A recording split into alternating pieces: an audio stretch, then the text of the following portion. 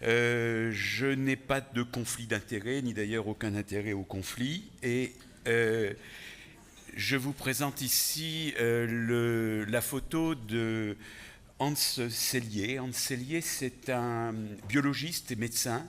Et j'allais dire c'est ce jeune homme, mais parce qu'effectivement c'est en tant que jeune médecin qu'il a compris et qu'il a décrit ce qui est le syndrome général d'adaptation. C'est-à-dire que c'est lui qui finalement a découvert le stress et les effets éventuellement délétères du stress d'un point de vue clinico-biologique. Alors ça peut se présenter par cette courbe-là, c'est-à-dire que tout être vivant est soumis à des stress. Le fait de vivre nous soumet à des stress continuels et ce sont les stress que vous connaissez tous, dont on va reparler dans un instant. Et il faut savoir que face à ces stress, on va développer des réactions clinico-biologiques qui vont nous permettre de lutter contre le stress. Et finalement, ces réactions clinico-biologiques nous permettent même d'obtenir un état de confort qui nous permet de lutter contre le stress, c'est-à-dire qu'on va prendre, grâce aux réactions, aux hormones du stress que l'on va fabriquer, les bonnes décisions, savoir est-ce qu'on se carapate, est-ce qu'on lutte contre l'agresseur qui est en face de nous, et cette décision, on va la prendre grâce à ces hormones du stress, donc il y a un bon stress. Mais dépasser ce niveau de bon stress, on va arriver à des effets délétères pour la santé, avec au minimum une fatigue, éventuellement un état d'exténuation, des réactions pathologiques du point de vue de l'organisme, voire le décès. Un exemple moderne actuellement là-dessus, c'est les problèmes relatifs au travail, avec des patients qui vont par exemple arriver à des actes suicidaires par le fait du stress lié au travail. Si on prend cette patiente-là, cette patiente, elle est donc vivante et donc elle est soumise à des stress. Alors les principaux stress auxquels les gens sont soumis et sensibles, c'est le stress du travail. Le travail est un stress qui apparaît comme majeur. C'est pour ça que je vous prenais l'exemple des pathologies liées au travail un peu moderne. Ensuite, il y a la famille. Le score le plus haut de stress, c'est le décès d'un être cher. Et puis, il y a les problèmes d'argent.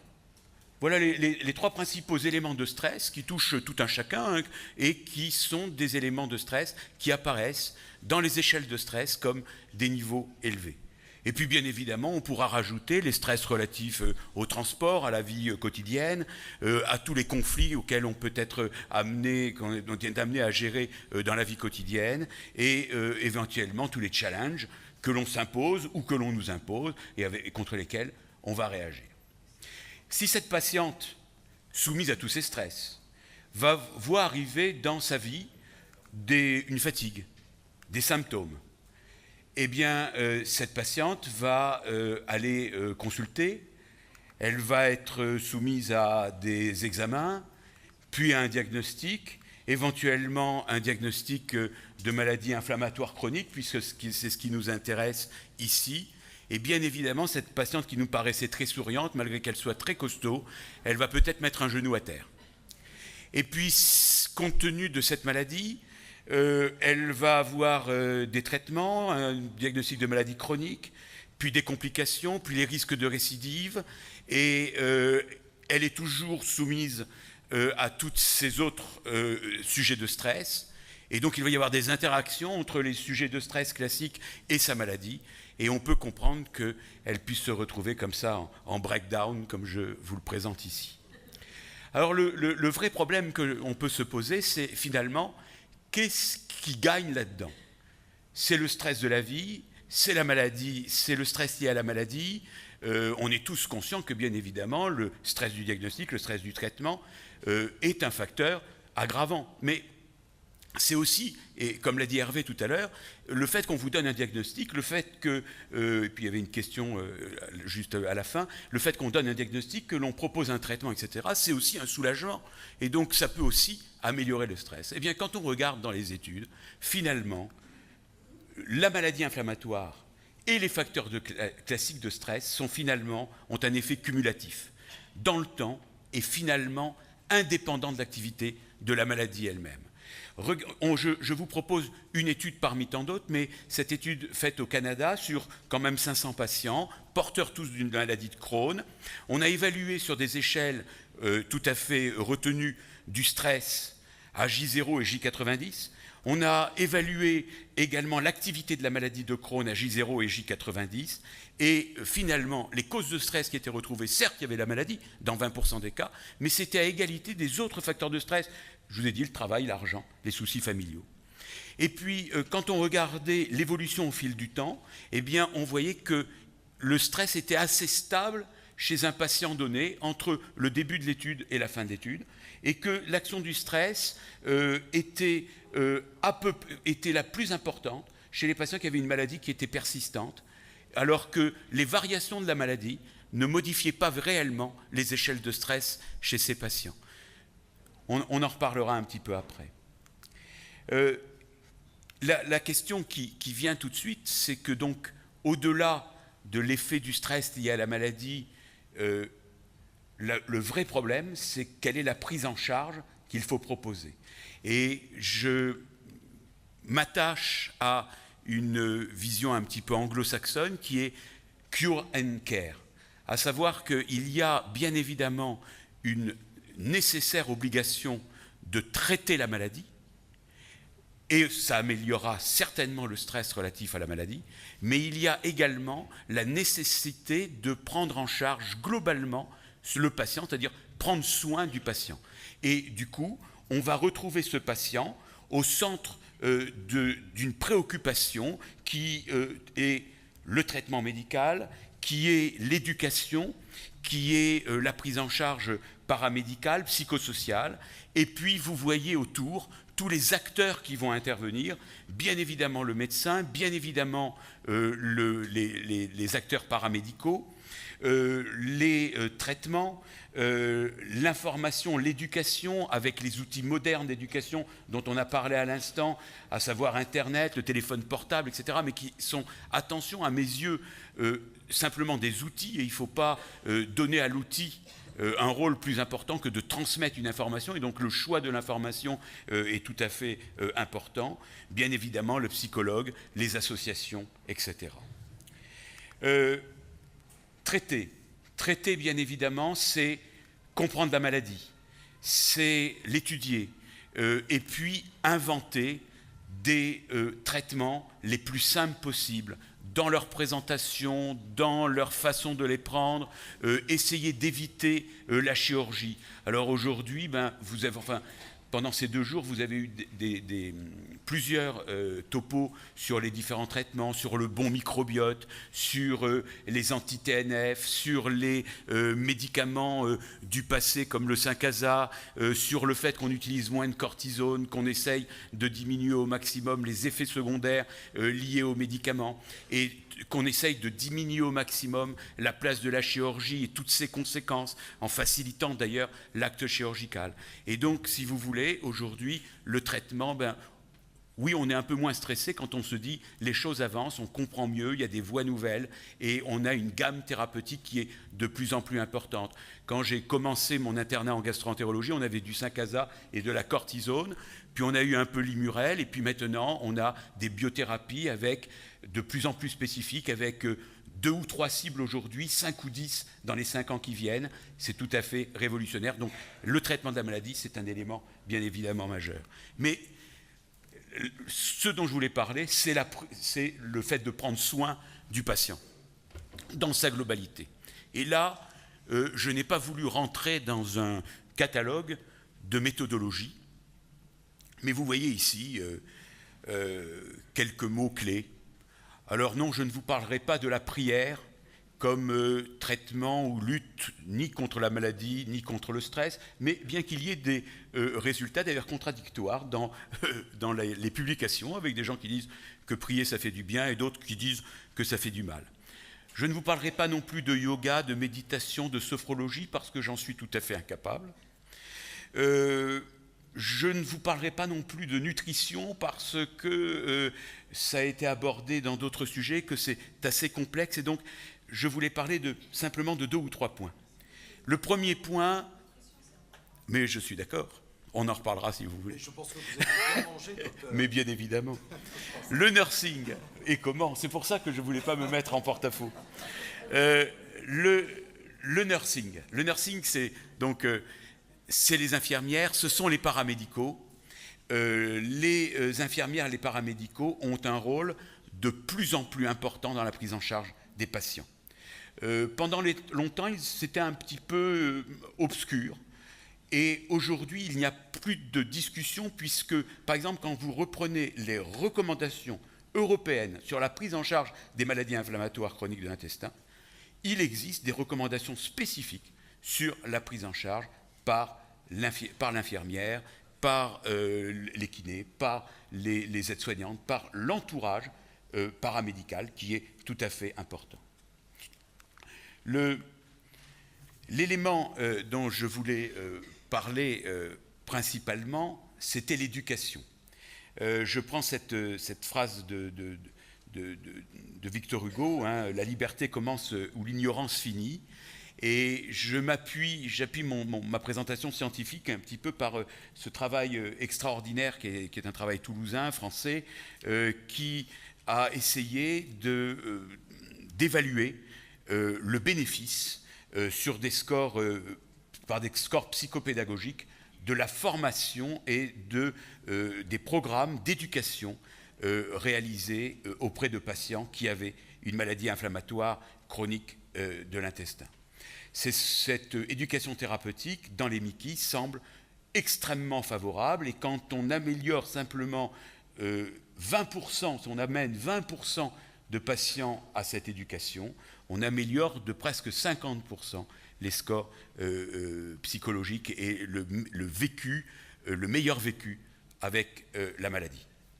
Alors, il faut bien voir que ces programmes d'éducation thérapeutique sont des programmes d'éducation thérapeutique assez particuliers, et que ça n'est pas un peu comme je fais un peu ce soir, une espèce de discours dans un seul sens, mais c'est véritablement des relations multiples entre le patient, d'autres patients, dits patients experts, avec des paramédicaux, avec des médicaux, et cette formation, cette éducation thérapeutique montre des résultats qui sont intéressants, puisque en matière de qualité de vie, on s'aperçoit qu'il y a une amélioration de tous les scores objectifs secondaires, à savoir que les scores de compétences vis-à-vis de la prise en charge de la maladie, les scores de comportement, les scores d'organisation de vie, les scores de qualité de vie, les scores de productivité, et je me suis permis de mettre en gras les scores d'inquiétude, puisque c'était mon sujet, donc y compris sur le stress. Eh bien, ces programmes d'éducation thérapeutique vont améliorer les choses.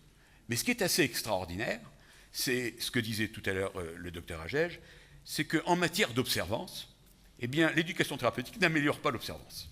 C'est tout à fait amusant, mais ça prouve bien que cet élément, cette prise en charge de cette formation et cette éducation thérapeutique va améliorer globalement la qualité de vie et la façon de vivre avec la maladie.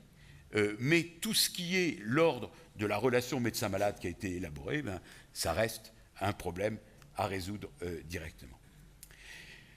Deuxième élément, deuxième modalité d'améliorer la qualité de vie, eh bien je crois que c'est les associations, et je ne pouvais pas faire autrement que de dire que le rôle des associations, des réseaux sociaux, de discuter avec d'autres patients, c'est majeur, parce que c'est le seul moyen d'éviter de se retrouver dans l'isolement. Et vous voyez là mon ours polaire qui est en train de se séparer de la banquise et dont on voit que, eh bien, on est probablement dans la courbe de stress descendante que je vous ai montrée au début de mon topo. Eh bien, si on ne bénéficie pas de ça, et si on ne participe pas aux journées comme aujourd'hui, etc., eh bien je crois qu'on le perd quelque chose. Alors bien évidemment, je voulais redire un petit mot sur les outils. Tous les outils sont bons, mais je partage tout à fait ce qui a été dit précédemment, à savoir que Internet, c'est extraordinaire, votre smartphone, c'est extraordinaire, on a plein d'éléments particuliers, mais attention, choisissez vos informations, sachez en discuter avec d'autres. Le forum de patients où seuls les patients les plus graves parle, ça ne peut être que délétère du point de vue du stress. Et donc, il faut vraiment faire très attention à tout cela et avoir un abord qui reste très ouvert. Et donc, effectivement, les sites des associations, etc., doivent être probablement privilégiés, au moins au début, et discuter tranquillement de tout ce que l'on peut lire à droite à gauche.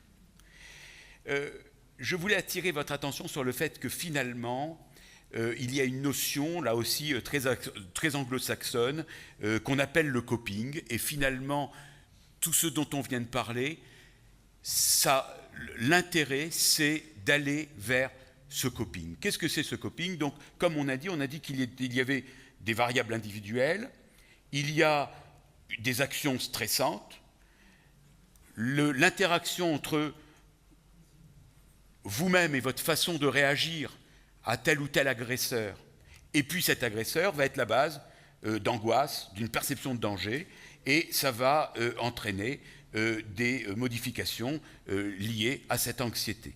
Et la conséquence de tout cela, ça va être votre réaction, ça va être des réactions clinico-biologiques, comme on l'a vu comme lors de la description Princeps, ça va être également éventuellement des signes de maladie liés au stress directement, mais ça va être aussi des réactions de défense, et puis ces fameuses réactions de coping. Qu'est-ce que c'est le coping?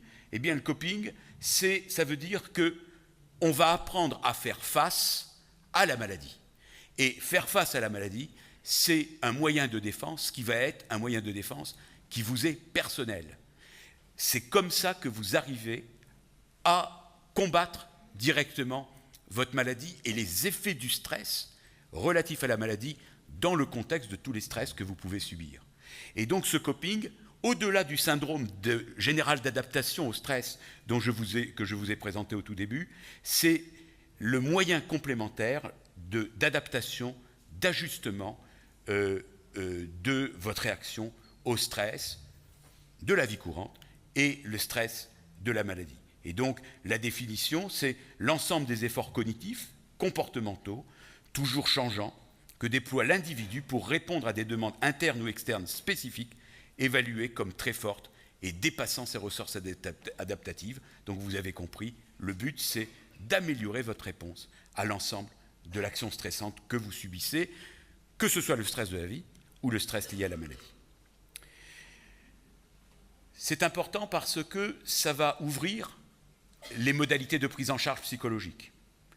Par exemple, les techniques de responsabilisation et d'acceptation, ça correspond à un des éléments du coping que l'on vient de voir. Si l'on prend cette étude, 100 patients, Mickey, quiescentes ou modérés, bien évidemment pas de traitement qui pourrait agir sur le système nerveux central, pas d'anxiolytique, pas de corticothérapie.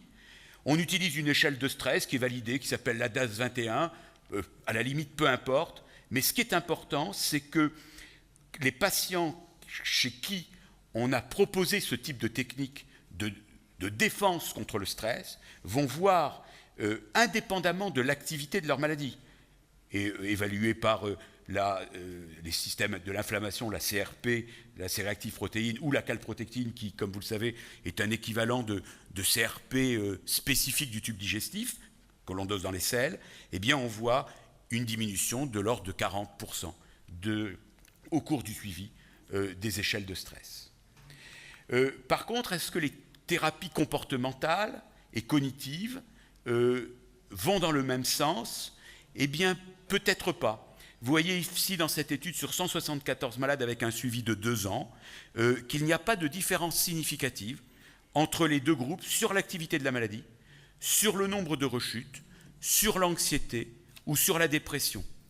Alors, est-ce que c'est vrai ce que je viens de dire? Non, parce que quand on s'attache à un sous-groupe, c'est-à-dire les patients demandeurs, eh bien, ces patients demandeurs, c'est-à-dire les patients les plus fragiles, les patients jeunes qui ont eu un diagnostic récent, donc un stress lié à l'annonce du diagnostic, qui ont plutôt une maladie active et sévère, c'est souvent le cas au moment du diagnostic, et qui ont des facteurs de fragilité psychologique, eh bien le fait quand même d'avoir ces secours un peu classiques de thérapie comportementale améliore globalement dans ce groupe-là la réponse tant au stress que de la maladie. Alors, je n'ai pas parlé de nutrition, j'ai compris que ça vous fâchait, mais j'ai parlé d'activité physique. J'ai parlé d'activité physique parce que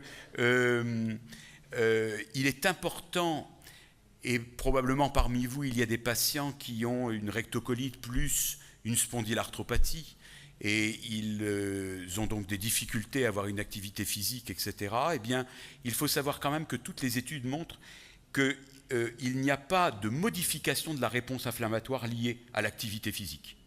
Le fait d'avoir un peu plus mal aux muscles, d'avoir un petit peu plus de douleur articulaire après un effort physique, eh bien, on bénéficie quand même de cet effort physique. Et donc, c'est plutôt bénéfique dans toutes les études. C'est bénéfique sur les maladies parce que ça améliore les scores de qualité de vie et ça améliore les échelles de stress. Ça diminue l'activité de la maladie. C'est d'autant plus vrai que les patients sont contrôlés. C'est évident que faire de l'activité physique ou du sport, enfin encore moins du sport quand on n'est pas contrôlé, c'est difficile, que ce soit d'une forme digestive ou rhumatologique. Et il faut toujours favoriser les activités en plein air, aérobiques, où on va changer de l'oxygène, et favoriser les entraînements musculaires en résistance, c'est-à-dire effectivement pas avoir d'action trop violente du point de vue sportif. Donc voilà à peu près ce dont je voulais vous parler, et je voulais terminer donc mon topo. J'ai essayé d'être le plus rapide possible quand même, parce que dernier topo, il faut limiter les dégâts. Je voulais terminer sur une diapo quand même relativement optimiste. Relativement optimiste parce que, est-ce que c'est stressant? Est-ce que c'est pas facile de vivre avec une maladie inflammatoire chronique? La réponse est oui, il n'y a pas de doute, mais néanmoins, quand on regarde à peu près l'ensemble de la littérature sur la qualité de vie, il est à noter que plus de la moitié des patients, bien évidemment, considèrent que la maladie inflammatoire chronique dont ils souffrent modifie franchement leur vie quotidienne, en raison des symptômes gastro-intestinaux, en raison des signes systémiques. On a parlé de la fatigue, et quelquefois fatigue un peu incompréhensible parce qu'on n'a pas de cause évidente, et les patients souffrent de fatigue, de sensations de mal-être, des répercussions psychologiques, des problèmes sociaux liés à leur maladie, et dans lesquels les associations jouent un rôle d'aide important. Mais néanmoins, les capacités physiques et professionnelles ne sont pas influencées, et 85% des carrières professionnelles sont réussies chez les patients qui ont une maladie inflammatoire chronique. La MICI n'est pas un handicap vis-à-vis des loisirs favoris, et la majorité des patients arrivent, malgré leur maladie inflammatoire, à suivent leurs hobbies, leurs éléments de vie et de pratique. Un malade sur 3 pratique normalement du sport. La plupart des patients considèrent mener une vie familiale satisfaisante. Et enfin, quand on pose cette question, la majorité des malades atteints d'une MICI a une vision optimiste de l'avenir. Alors j'espère que les 2 journées qu'on vient de passer ont renforcé cette idée. Et donc, en conclusion, MICI et stress, c'est donc un équilibre. Hein, c'est un équilibre parce que le stress, on a toujours l'impression qu'on va tomber d'un côté ou de l'autre du fil, que ce soit à cause du stress de la vie ou du stress lié à la maladie, comme on l'a dit, mais que dans tous les cas, les MICI ne sont pas des maladies psychosomatiques, qu'une interaction entre les stress de la vie et les stress de la maladie sont vraiment la base du fait... c'est vraiment une lutte contre l'ensemble de ces stress qu'il faut mener. Que j'insiste encore sur cette notion de cure and care, et ça c'est quelque chose de très important parce que on vient de parler de relations médecin-malade, mais le médecin a un rôle dans l'action de traiter la maladie, mais c'est aussi un rôle fondamental de traiter nos malades et de prendre nos patients dans leur globalité, d'essayer de comprendre comment ils vivent, leur vie professionnelle, leur vie familiale, quelles sont les répercussions de la maladie et de tout ce qu'ils font, eux, dans leur vie au quotidien, parce que c'est cette prise en charge globale qui doit être proposée, pas seulement par le médecin, mais également le médecin doit aider à orienter le patient vers les méthodes qui lui permettront de lutter au mieux contre les éléments interférents et aggravant probablement la maladie. Enfin, favoriser ce coping, comme je l'ai dit, c'est l'élément essentiel, puisque l'idée est de former chaque patient à avoir son propre niveau de défense face à l'agression qui est représentée par ses stress de la vie quotidienne et le stress de sa maladie. Et le rôle fondamental, c'est l'éducation. Ça, c'est clair. Et les modalités d'éducation thérapeutique qui sont en cours d'être mises en place sont pour moi fondamentales. Et effectivement, il va falloir qu'à terme, on oublie les problèmes liés au manque du temps, au manque d'argent, au manque de personnel, parce que ça doit faire partie intégrante du traitement, comme le coût des anti-TNF-alpha. Il n'y a pas de discussion, mais vous avez bien compris que ça va être quand même, enfin il n'y a pas de discussion, ça va être l'objet de beaucoup de discussions plutôt. Enfin, c'est la solidarité, et bien voilà, je reviens à notre association, je reviens à des journées comme aujourd'hui, où on se sent moins isolé, et où on repart effectivement, peut-être pas avec nos stress, mais avec un peu moins de stress. Voilà ce dont je voulais vous parler.